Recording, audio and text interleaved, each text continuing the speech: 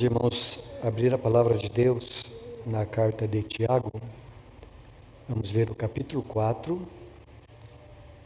do versículo 1 até o versículo 12.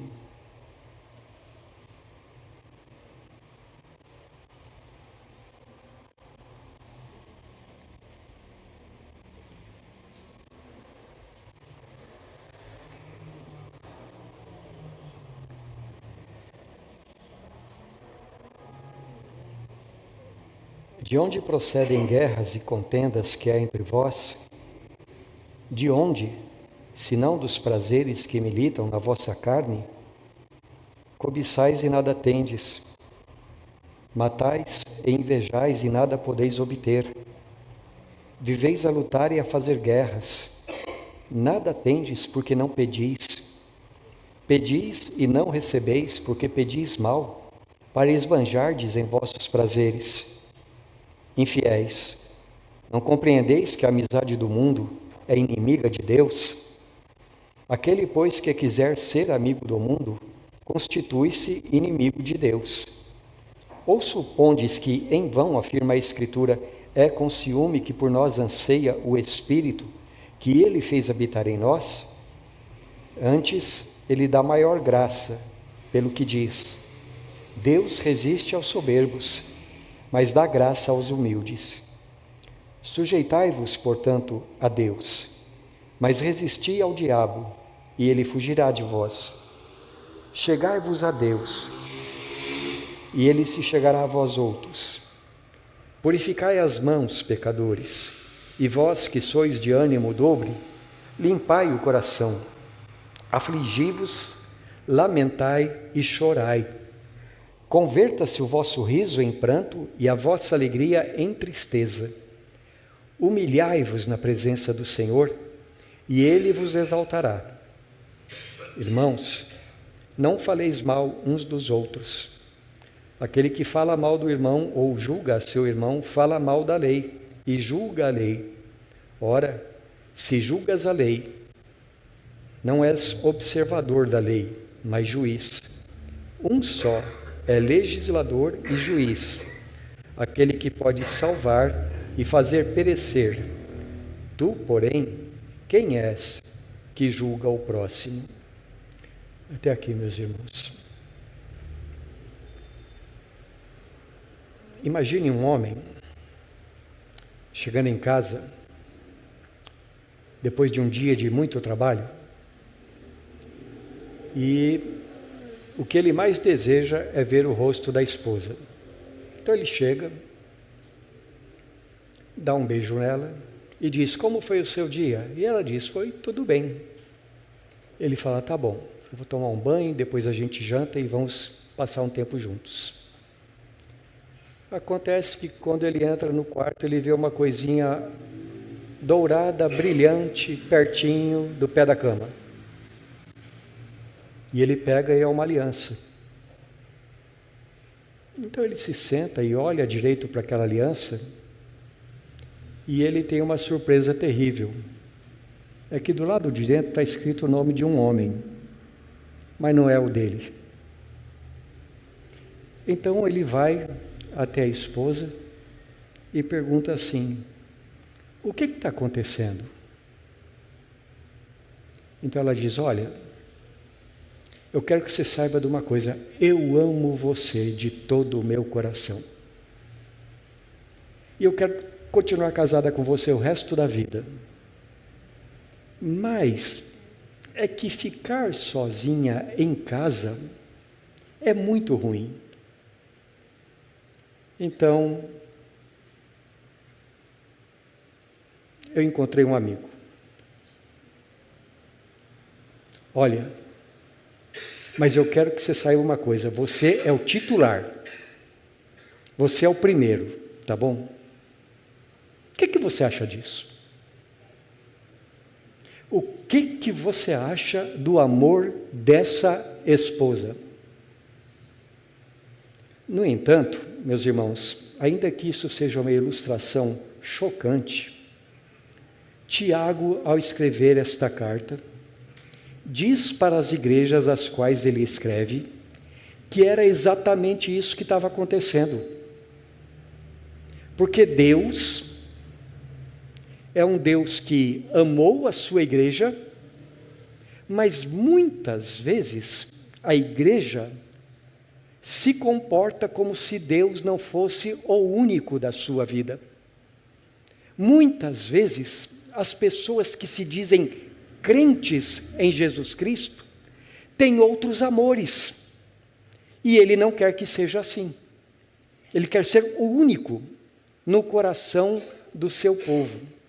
No capítulo 3, aqui de sua carta, Tiago já havia admoestado fortemente a essas pessoas para quem ele escreve, porque eles tinham um modo de pensar, muitos deles dizendo-se crentes em Cristo Jesus. Aliás, ele escreve aqui para igrejas, pessoas que tinham atitudes e comportamentos de pessoas governadas pelos pensamentos do mundo lá fora, e não pelo Senhor Jesus Cristo. Na realidade, Tiago diz que aquele comportamento de muitas pessoas na igreja era o pensamento de gente que não era caracterizado como quem vai morar no céu, mas eram maneiras de pensar terrenas, animais, demoníacas até.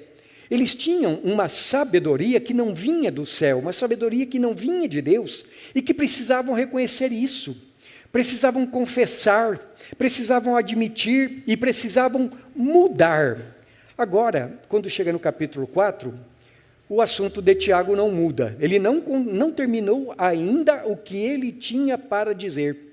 E então, falando ainda a respeito daqueles conflitos todos de relacionamento que havia entre as pessoas da igreja, ele começa dizendo assim, no versículo de número 1, de onde vêm as guerras e contendas que há entre vós? De onde, senão dos prazeres que militam na vossa carne? A palavra grega para guerras aqui é uma palavra muito interessante. A palavra polemoi. Quando eu falo polemoi, eu acho que vem alguma coisa à sua mente, não é? Em português. Qual é a palavra em português? Polêmica. O que a palavra polêmica significa? Guerra de palavras, contendas, discussões. Então, Tiago, ele diz assim, de onde vêm as guerras que surgem no meio de vocês? As contendas que surgem no meio de vocês. Ele usa uma outra palavra que também é muito interessante, lá para a nossa língua portuguesa, né? A palavra que é usada aqui, que é traduzida aqui como prazeres. A palavra grega é a palavra hedonê. Hedonê lembra o que mesmo em português? Hedonismo. E o que é hedonismo? É quando uma pessoa tem a sua vida voltada para a satisfação do seu próprio ego, dos seus próprios prazeres. Então, Tiago diz assim, de onde vêm todas as dificuldades, os conflitos que surgem entre vocês? Porventura não é do próprio ego entronizado no coração de cada um? Não é porque cada um busca a sua própria vontade, os seus próprios prazeres? E depois, até o versículo 3, ele vai explicando que as polêmicas, as contendas, são resultado de atitudes carnais, egocêntricas, que guerreiam dentro do coração do homem. Mas depois, nos versículos 4 e 5, Tiago, ele faz uma outra associação. Ele diz que quando uma pessoa é governada pelo seu próprio ego, na verdade, ela está andando de acordo com os princípios do mundo. Então veja novamente os versículos 4 e 5. No versículo 4 ele diz assim, infiéis, e se você tem uma versão aí, Almeida Revista e Corrigida, você terá lido assim, adúlteros e adúlteras, não é? Porque a palavra lá é essa, a palavra é adúlteros. Não compreendeis que a amizade do mundo é inimiga de Deus? Aquele, pois, que quiser ser amigo do mundo, constitui-se inimigo de Deus. Isto é, não tem como uma pessoa servir-se a si mesmo e servir a Deus ao mesmo tempo. E não tem como uma pessoa servir a Deus e servir ao mundo ao mesmo tempo. São coisas completamente diferentes. No entanto, aquele que vive para si mesmo, ele só está fazendo aquilo que o mundo faz. Ele está andando como se fosse do mundo. E é claro, meus irmãos, aqui que a palavra mundo, ela não diz respeito às pessoas do mundo. As pessoas do mundo são amadas por Deus. Deus amou o mundo de tal modo que enviou seu Filho para salvar o mundo. No entanto, quando a palavra mundo é usada aqui, e em alguns outros contextos da Bíblia, está se referindo a esse sistema de pensamento, de valores, de princípios, que são contrários à vontade de Deus, que são adversos à vontade de Deus. Diz respeito à incredulidade, a desonestidades, a idolatrias, a disputas por dinheiro, por poder, por fama, diz respeito à busca pelos prazeres. Quer dizer, quando uma pessoa se permite governar pelos desejos do ego, isso é nada mais, nada menos do que amizade com o mundo. E amizade com o mundo significa inimizade contra Deus. Portanto, ser amigo da sua própria carnalidade, ou como diz Paulo na carta a Timóteo, ser amigo de si mesmo, amante de si mesmo, é ser inimigo de Deus.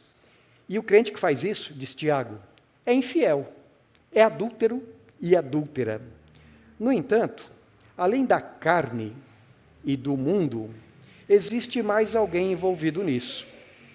Se nós olharmos para os versículos 6 a 12, Tiago, à semelhança dos escritos do Antigo Testamento, ele faz uma série de declarações nas quais exorta os crentes, aqueles que são espiritualmente adúlteros, a romper com os seus amantes e servir somente ao Senhor. Agora, veja quem Tiago envolve no versículo de número 7.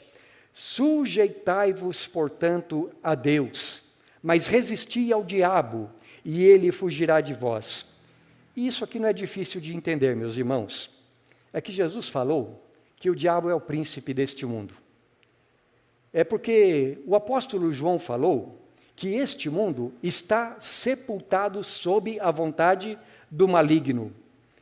E quem segue o mundo, ainda continua o apóstolo João, está seguindo, está fazendo a vontade do diabo. Você percebeu? O crente infiel não é como uma mulher adúltera que tem um amante. Tem 3. O mundo, a carne e o diabo. Essa é a gravidade do que Tiago está falando a respeito do crente que tem um comportamento segundo o mundo. Mas, em meio a todas essas coisas horrorosas que Tiago está combatendo, veja a beleza do que ele diz no versículo 5. Ou supondes que em vão afirma a Escritura, é com ciúme que o Espírito, ou com ciúme que por nós anseia o Espírito, que ele fez habitar em nós. Esse versículo, meus irmãos, Tiago não está citando uma escritura específica do Antigo Testamento, mas ele está fazendo uma somatória de muitas coisas que o Antigo Testamento fala a respeito do relacionamento de Deus com o seu povo.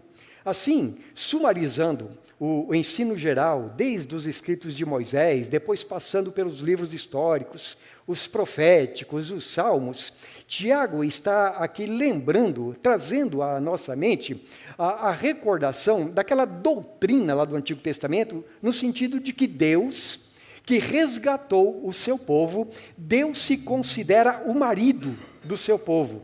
E o seu povo é a sua esposa, ou a sua noiva, conforme o texto que nós estivermos apreciando. E Deus, que é marido do seu povo, é um marido ciumento. Ele não quer a esposa dele adorando outros deuses, não quer a esposa dele adorando imagens de escultura e não quer que a esposa dele erga outros deuses, outros ídolos, nem mesmo no seu próprio coração.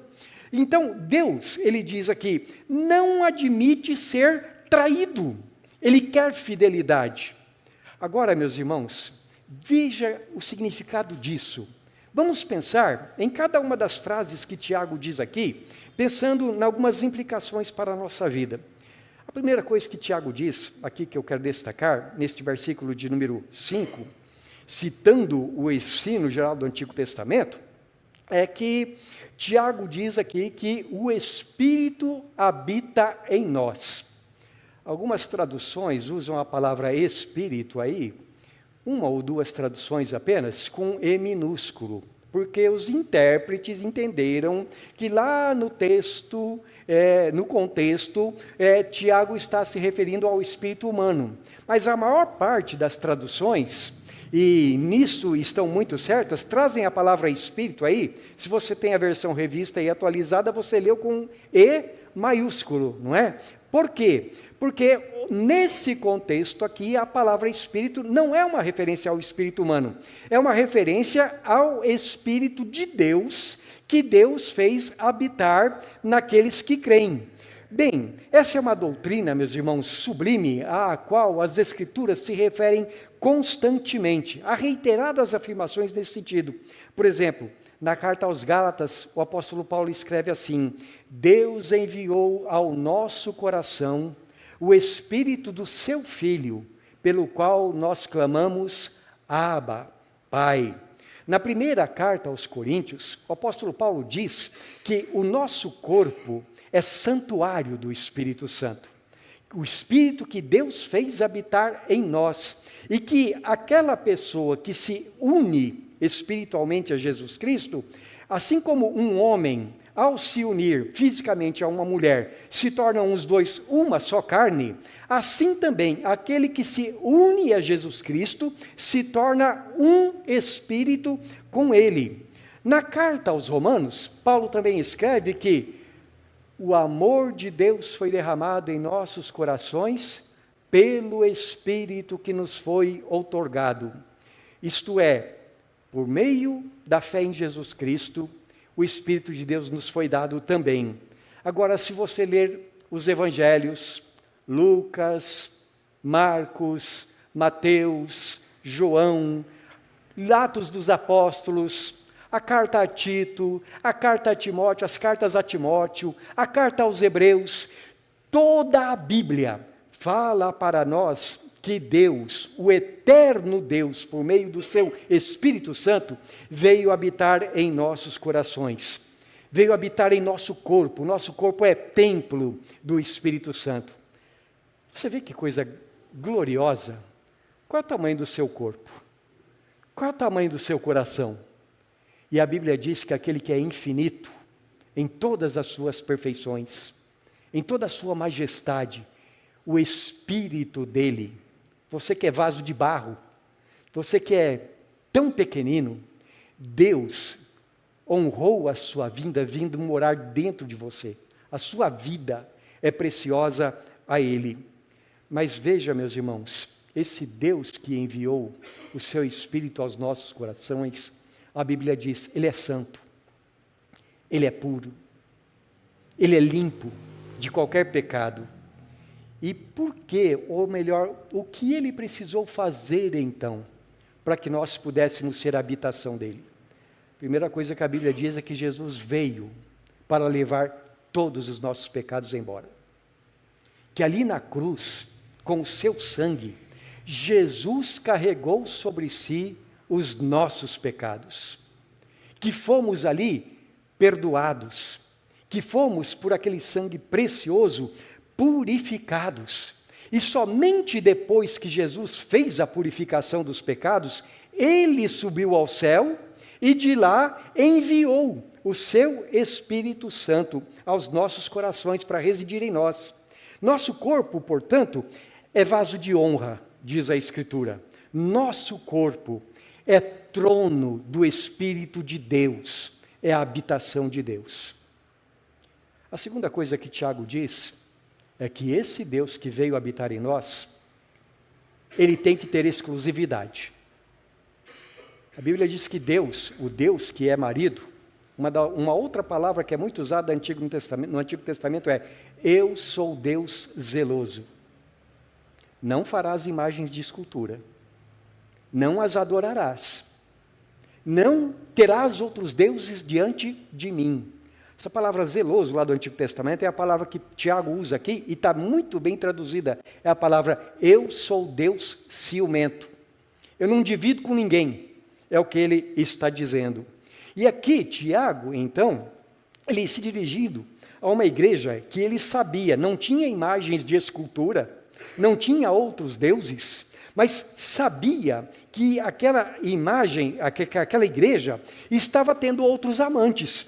Ele diz aqui 3 maneiras que, afinal de contas, são todos aspectos de um só, de adultério espiritual. Ele diz que são sinais de adultério espiritual quando, ao invés do fruto do Espírito, que é amor, alegria, paz, longanimidade, gentileza, mansidão, ternura, domínio próprio, que são coisas que o Espírito Santo produz, ao invés de produzir essas coisas, aquele que se diz crente está produzindo mentira, desonestidade, contenda, inimizades e coisas semelhantes a essas, sensualidades, maledicências e outras impurezas. São sintomas, diz Tiago, de que quem está controlando aquele coração não é o Espírito Santo, mas é a própria carnalidade da pessoa. São evidências de que Deus não está recebendo o amor que lhe é devido, o respeito, a admiração, mas que, como diz o apóstolo Paulo, o homem está sendo apenas amante de si mesmo, mesmo que ele seja religioso, mesmo que ele se identifique como alguém cristão. Tiago também diz que é adultério espiritual quando o crente quer ser amigo do mundo. E eu tenho enfatizado, meus irmãos, principalmente aqui, ou melhor, Tiago está enfatizando, ele não está falando principalmente sobre crentes no seu relacionamento com os de fora da igreja, mas ele está dizendo que o mundanismo se revela nos relacionamentos internos, quando esses relacionamentos contrariam a palavra de Deus. As atitudes mundanas dos crentes, que se manifestam até mesmo entre os crentes, mas parece como coisa do mundo.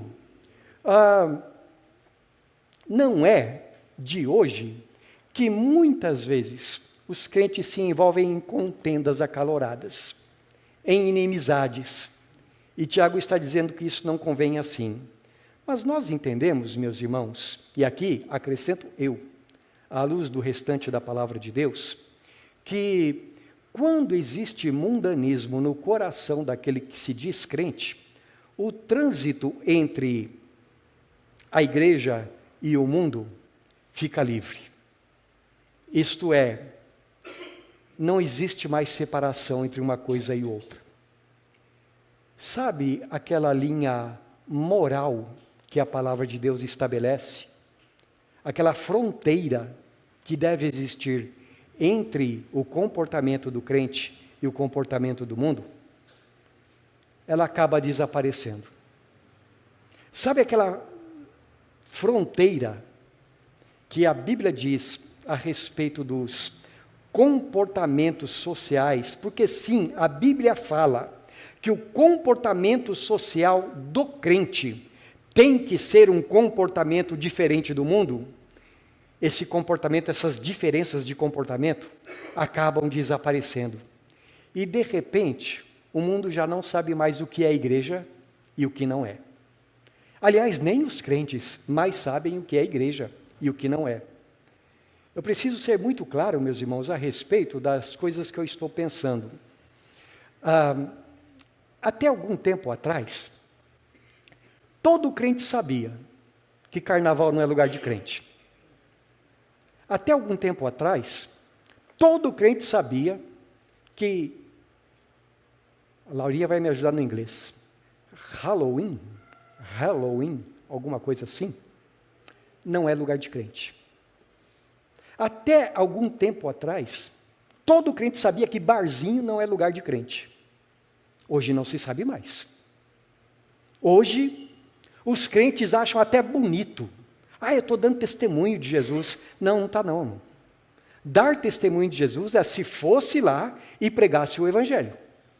Porque apenas usar o nome de Jesus, irmãos, crês tu que Deus é um só?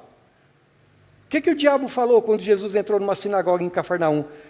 Tu aqui, Jesus, filho do Altíssimo, até o diabo fala que Jesus é filho do Altíssimo. Só que o diabo não muda de comportamento. Hoje em dia, é natural, crente de boca suja, falando palavrão, como se fosse bonito. Até algum tempo atrás, houve uma tradução da Bíblia, né, que houve tanto protesto que eles pararam com aquela tradução. A tradução freestyle, é assim que fala, Laura? Freestyle, estilo livre. Uma tradução cheia de palavrão. E sabe qual é o argumento do tradutor? É que todos nós falamos palavrão todo dia. Não. Crente não. A boca do crente foi lavada pelo sangue de Jesus. Os pés do crente, como a Elisângela orou agora há pouco, não pode ir em qualquer lugar, não. As mãos do crente não podem fazer qualquer coisa. Se o crente quer ser crente e mundano ao mesmo tempo, aquele que quiser ser amigo do mundo, constitui-se inimigo de Deus. É adultério. Está longe da vontade de Deus. E se está fazendo a vontade de Deus, aquilo que não é a vontade de Deus, naturalmente está fazendo a vontade de Satanás. Será que Jesus quer você num ambiente em que o nome dele não está sendo honrado? Em que as pessoas estão dançando seminuas, se expondo ao ridículo, usando drogas, usando bebidas? A menos que você esteja lá pregando o Evangelho. Agora, se estiver lá para dançar junto, para fazer a mesma coisa junto. Jesus participava da vida com os pecadores. Sim, e o que ele fazia nesses estar com os pecadores? Ele era a diferença, o diferencial, tudo que saía da boca de Jesus era coisa santa, e o comportamento dele era santo. Irmãos, vida social não é apenas exterioridade. A vida social, ela deve revelar aquilo que nós somos por dentro. A nossa maneira de ser, os lugares que frequentamos, as coisas que falamos, as nossas prioridades. Outro dia eu estava comentando, 50 anos atrás, a vida social do crente. Onde é que era, irmãos? Vocês lembram? Vocês que são tão idosos quanto eu? A vida social do crente, qual era o centro da vida social do crente? Era a igreja. Hoje em dia, não, eu não vou na igreja porque eu tenho outra coisa para fazer. Eu comprei uma cabeça de boi, eu preciso lá ver a cabeça de boi. Eu comprei uma horta, eu preciso lá cuidar da horta. Os crentes, hoje, colocam a igreja em segundo lugar. Por quê? Porque a vida social deles já não está mais centralizada na igreja. De outra maneira, a vida social de muitos que se dizem cristãos está colocada nas coisas do mundo. Não estou dizendo que é pecado você ter uma cabeça de boi, nem o que mais que eu falei agora, uma horta, não é pecado não. Cuide bem, porque tudo é Deus que te dá, mas não coloque em primeiro lugar. Não pode ser o primeiro na tua vida. A Bíblia diz que o Deus desse século é o diabo. E a Bíblia diz que o diabo é mau. Eu fico imaginando, assim, Jesus deu a vida dele pela igreja para purificá-la. Mas sabe o que o diabo faz? Ele é como alguém que enche uma lata de lixo, depois vai lá dentro da casa do Senhor, que o Senhor purificou com o seu sangue, e quer jogar o seu lixo lá dentro. Não deixe ele fazer isso com você. Você é templo do Espírito Santo. Você não foi criado, você não foi comprado para uma vida de impureza. Vamos ao terceiro ponto. É com ciúmes, diz Tiago, que anseia o Espírito que ele faz habitar em nós.